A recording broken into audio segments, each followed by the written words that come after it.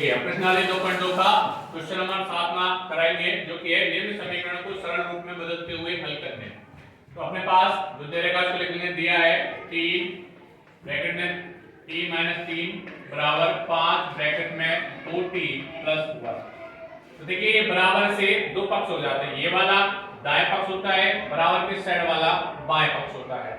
देखिए बाएं पक्ष में यहाँ देखिए ब्रैकेट के अंदर ब्रैकेट के बाहर एक संख्या है, ऐसे ही दाएं पक्ष में एक ब्रैकेट के अंदर एक संख्या है, ब्रैकेट के बाहर संख्या है। तो जब भी संख्या ब्रैकेट में और उस ब्रैकेट के बाहर कोई संख्या हो तो उनका हम गुणा करते हैं, यानी जो 3 है जो कि प्लस का है, कोई भी संख्या क्या है कोई भी चिन्ह हो तो उस प्लस का मानते हैं। और ऐसे ही यहाँ ये जो 5 है ये भी हम प्लस का मानेंगे। तो इसे प्लस के 3 का 3 से गुणा होगा और इसे प्लस के 3 का माइनस के 3 से गुणा होगा। ऐसे प्लस के 5 का 2t से गुणा होगा, ऐसे इसे प्लस के 5 का प्लस के 1 से होगा। तो देखिए गुणा करते हैं, प्लस का गुणा प्लस से करोगे तो प्लस ही आएगा और 3 का गुणा t से करोगे तो 3t आएगा। ऐसे ही इस प्लस का गुणा इस माइनस करोगे तो माइनस आएगा और 3 गुणा 3 करोगे 9 आएगा। बीच में बराबर है तो बराबर लगा दो। प्लस के 5 का 2t से करोगे तो प्लस का 10t आएगा, 5 गुना 10t। और प्लस का गुणा प्लस से करोगे तो 5 एकम 5। अब हमें क्या करना है, चर एक साइड और चर एक साइड। चर वाली ये है 3t प्लस की और ये 10t प्लस की। तो देखिए बड़े वाले की तरफ छोटे वाले ले जाओ, इस प्लस के 3t को इधर ले जाओ तो ये हो जाएगी माइनस की, ठीक है। तो यहाँ अपने पास इधर बच जाएगा माइनस का 9, इधर हो जाएगा 10t प्लस 5 और ये इधर जाके माइनस का 3t।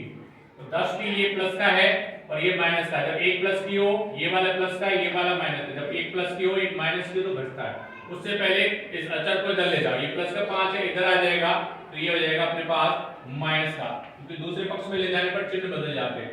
तो ये माइनस का 9 इधर पहले से ही है, इसको इधर लाओगे तो माइनस का 5। इधर अपने पास बच गया प्लस का 10t और माइनस का 3t।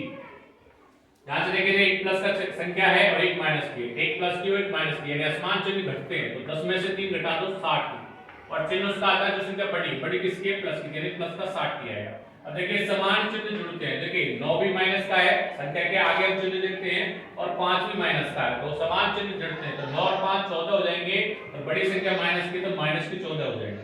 अब हमें t का मान निकालना है, तो t के साथ जो 7 है वो गुणा में, जब भी दो संख्याओं के बीच कोई भी चिन्ह ना हो तो वहां हमें गुणा मानना है।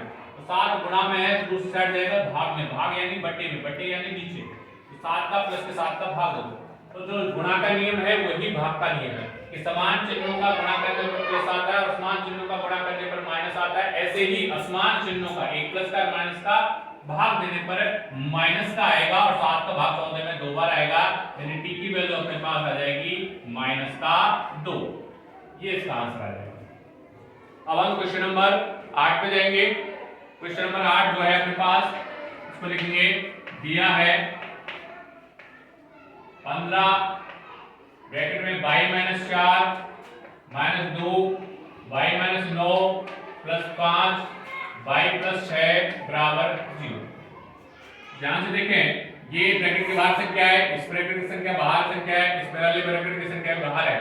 तो जब ब्रैकेट के बाहर कोई संख्या तो उसको हमें अंदर वाले से सबसे गुणा करना होता है। तो ये 15 जो है प्लस का है, तो इस प्लस का इससे भी होगा y से और माइनस के 4 से।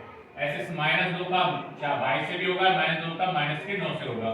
ऐसे प्लस के 5 का y से भी होगा और प्लस के 5 का प्लस के 6 से भी होगा। तो गुणा कर लेते हैं, प्लस के 15 का y से करोगे तो 15y प्लस का चिन्ह का हमें सबसे पहले गुणा करना है। इस प्लस का है वही माइनस का, माइनस आएगा, 15 चौका 60 हो जाएगा। अब इस माइनस का गुणा इस प्लस से करोगे तो माइनस आएगा, 2y आ जाएगा, और माइनस गुणा माइनस करोगे तो 9 दूना 18 आ जाएगा।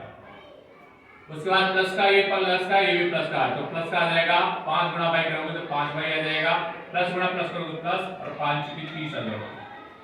अब ध्यान से देखिए 15y y वाला और कोई ये रहा माइनस का 2y और प्लस का 5y। तो देखिए 15y में से 2y घट जाएगा, क्योंकि एक प्लस का एक माइनस घटेगा, तो 15 में से 2 गए तो 13 में प्लस 5 है, 13 और 5 18y हो जाएगा, किसके प्लस के।